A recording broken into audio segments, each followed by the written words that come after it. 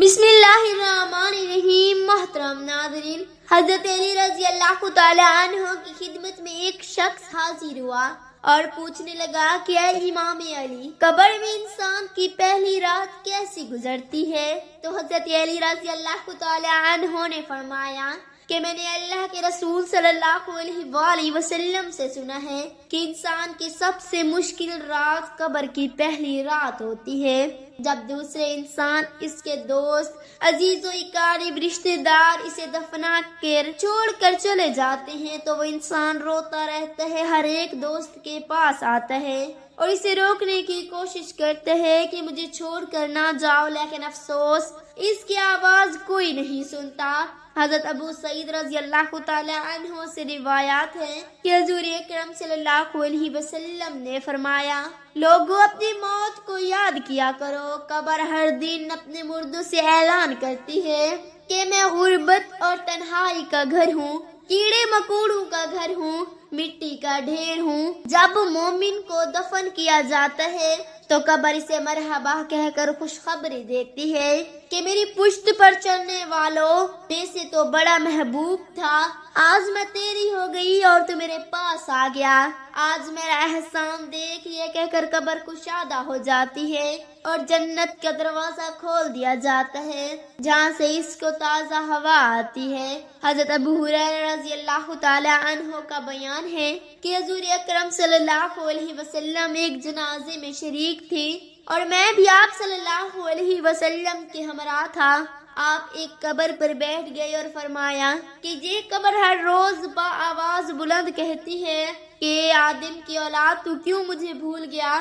کیا تجھے یہ معلوم نہیں کہ میں تنہائی کا گھر، غربت کا گھر، وحشت کا گھر اور کیڑے مکوڑوں کا گھر ہوں؟ مگر اللہ جس کے لیے کشادگی کا حکم فرمائے گا اس کے لیے کشادہ ہو جاؤں گی۔ اس کے بعد آپ صلی اللہ علیہ وسلم نے فرمایا، اے قبر، تو یا تو جنت کا چمن ہے یا تو پھر آگ کا ایک تندور ہے۔ حضور اکرم صلی اللہ علیہ وآلہ وسلم نے فرمایا کہ مردہ جب قبر میں رکھا جاتا ہے تو قبر اسے کہتی ہے، اے ابن آدم، تو ہلاک ہو، تجھے کس چیز نے مجھ سے دھوکے میں رکھا؟ کیا تجھے معلوم نہ تھا کہ میں کیڑے مکوڑوں کا گھر ہوں؟ تجھے کس چیز نے مجھ سے بہکا کر نڈر کر دیا اور تو میری پشت پر بہت اکڑا کر چلتا تھا؟ مگر وہ مردہ نیک ہوگا تو جواب دینے والے اسے جواب دیں گے کہ اے قبر، تو دیکھ تو صحیح اس کے اعمال کیسی ہیں، یہ اچھائی اختیار کرتا تھا اور برائی سے دور رہتا تھا۔ یہ سن کر قبر کہتی ہے، بے شک یہ نیک تھا، اب میں اس کے لیے سرسبز ہو جاتی ہوں۔ مردے کا جسم اس وقت منور ہو جاتا ہے اور اس کی روح اللہ تعالیٰ کی طرف بھیج دی جاتی ہے۔ حضرت عبداللہ بن عبید رضی اللہ تعالیٰ عنہ سے روایات ہے کہ حضور اکرم صلی اللہ علیہ وسلم نے فرمایا کہ مردہ قبر میں پیشتا ہے اور ان لوگوں کے گھروں کی آواز بھی سنتا ہے جو اس کے ساتھ جنازے میں گئے ہوں۔ مردے سے اس کی قبر کہتی ہے، ابن آدم، تیری ہلاکت ہو، تو نے مجھے ننگی بدبو اور کیڑے مکوڑوں کو خوف نہیں کیا، اس لیے تو نے ان چیزوں سے بچنے کے لیے تیاری نہ کی۔ بدعمال مردے سے قبر کہتی ہے کہ تو نے میری تاریخی، میری وحشت، میری تنہائی اور تنگی، میرا غم تجھے یاد نہیں رہا؟ اس کے بعد قبر اس کو جکڑ لیتی ہے اور فرشتے اس کو ہتھوڑوں سے ایسے مارتے ہیں کہ اس کی پسلیاں ادھر کی ادھر ہو جاتی ہیں، پھر دوزخ کی کھڑکی اس پر کھول دی جاتی ہے اور وہ مردہ حشر تک اس عذاب میں مبتلا رہتا ہے۔ مرنے کے بعد ہر مردے کو صبح اور شام اس کا ٹھکانہ دکھایا جاتا ہے۔ فرشتے جتنی کو جنت دکھا کر خوشخبری دیتے ہیں اور دوزخی کو دوزخ دکھا کر اس کی حسرت اتارتے ہیں۔ قبر کی ڈانٹ حضرت سیدنا ابو الحجاز شمالی رضی اللہ تعالی عنہ سے روایات ہے، سرکار مدینہ، سلطان باقرینہ، کرار قلب وسینہ، فیض گنجینا صلی اللہ تعالی علیہ وسلم کا فرمان عبرت نشاں ہے۔ جب میت کو قبر میں اتار دیا جاتا ہے تو قبر اس سے خطاب کرتی ہے، آدمی، تیرا ناس ہو، تو نے کس لیے مجھے فرمائش یعنی بھلا کر رکھا تھا؟ کیا تجھے اتنا بھی پتہ نہ تھا کہ میں فتنوں کا گھر ہوں، تاریخی کا گھر ہوں؟ پھر تو کس بات پر مجھ پر اکڑا اکڑا کر پھرتا تھا؟ اگر وہ مردہ نیک بندے کا ہو تو ایک غیبی آواز قبر سے کہتی ہے قبر، اگر یہ ان میں سے ہو جو نیکی کا حکم کرتے رہے اور برائی سے منع کرتے رہے تو پھر تیرا سلوک کیا ہوگا؟ قبر کہتی ہے اگر یہ بات ہو تو میں اس کے لیے گلزار بن جاتی ہوں۔ چنانچہ پھر اس شخص کا بدن نور میں تبدیل ہو جاتا ہے اور اس کی روح رب العالمین عز و جل کی بارگاہ کی طرف پرواز کر جاتی ہے۔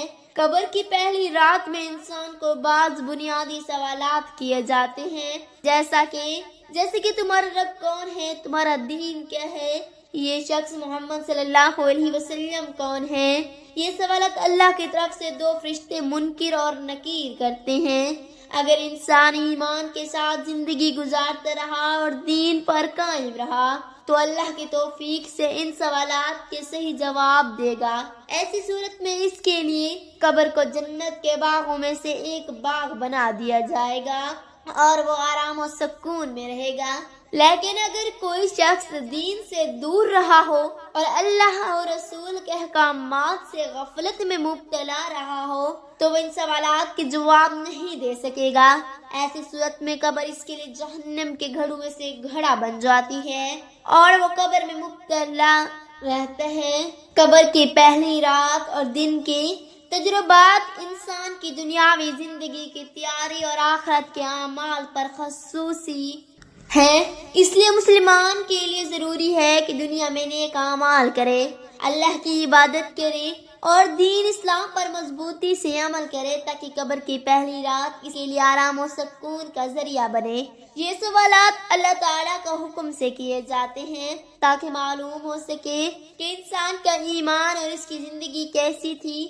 اگر انسان دنیا میں ایمان اور تقوی کے ساتھ زندگی گزارتا ہو تو اللہ تعالیٰ اسے توفیق عطا فرماتا ہے کہ وہ صحیح جوابات دے سکے۔ فرشتے اس کے جوابات سے مطمئن ہوتے ہیں اور پھر اس کی قبر کو جنت کے باغوں میں سے ایک باغ بنا دیا جاتا ہے۔ اس کو وہاں سکون اور خوشی عطا کر جاتی ہے اور قیامت تک وہ راحت میں رہتا ہے۔ اگر انسان اللہ کی نافرمانی اور دنیا کی محبت میں گرفتار رہا اور اس نے دین پر عمل نہ کیا تو وہ سوالات کے جوابات نہیں دے سکے گا۔ فرشتے اس پر عذاب کے احکامات نافذ کرتے ہیں اور اس کی قبر تنگ ہو جاتی ہے اور اسے مختلف عذابوں کا سامنا کرنا پڑتا ہے۔ حدیث میں آتا ہے کہ نافرمان شخص کی قبر کو جہنم کے گھڑوں میں سے ایک گھڑا بنا دیا جاتا ہے اور اس کو وہاں تکلیف کا سامنا کرنا پڑتا ہے۔ قبر کے امتحان میں یہ یاد دلاتا ہے کہ دنیاوی زندگی میں اللہ کی عبادت اور اس کے احکامات پر عمل کرنا چاہیے اور زندگی کو آخرت کے لیے تیار کرنے میں گزارنا چاہیے۔ قبر کے امتحان کی کامیابی کے لیے ضروری ہے کہ ہم ایمان پر مضبوط رہیں، اپنی زندگی میں تقوی اختیار کریں اور نیک اعمال کریں تاکہ ہم اس محلے میں کامیاب ہو سکیں۔ اللہ تعالی ہم سب کو قبر کے امتحان میں کامیابی عطا فرمائے، ہمارے آخرت کی بھلائیاں نصیب فرمائے۔ ترجمہ کنز ایمان۔ اور بے شک ظالموں کے لیے اس سے پہلے ایک عذاب ہے۔ اس آیات کی مزید وضاحت کے لیے یہاں کلک کریں، یعنی دونوں جہنم کے عذاب سے پہلے ایک عذاب ہے اور اس سے مراد عذاب قبر ہے۔ حضور نبی اکرم شفیع معظم صلی اللہ تعالی علیہ وآلہ وسلم نے ارشاد فرمایا عذاب القبر حق، یعنی عذاب حق قبر ہے۔ عذاب قبر کے بعض اسباب سیدنا قتادہ رحمۃ اللہ علیہ فرماتے ہیں عذاب قبر کے 3 حصے ہیں۔ 1/3 عذاب پیشاب سے نہ بچنے کے سبب، 1/3 غیبت کے سبب اور 1/3 چغل خوری کے سبب ہوتا ہے۔ عذاب قبر سے محفوظ رہنے والے خوش نصیب اللہ تعالیٰ سے یہ دعا ہے کہ ہم سب کو مرنے سے پہلے مرنے کی تیاری کرنے کی توفیق عطا فرمائے اور جو مسلمان اس دنیا سے جا چکے ہیں ان کی بخشش فرمائے، آمین۔ اگر آپ کو ویڈیو اچھی لگی ہے تو اس کو لائک کریں، شیئر کریں اور چینل کو سبسکرائب کرنا مت بھولیں کیونکہ ہر نئی معلوماتی ویڈیو آپ تک ضرور پہنچے۔ شکریہ۔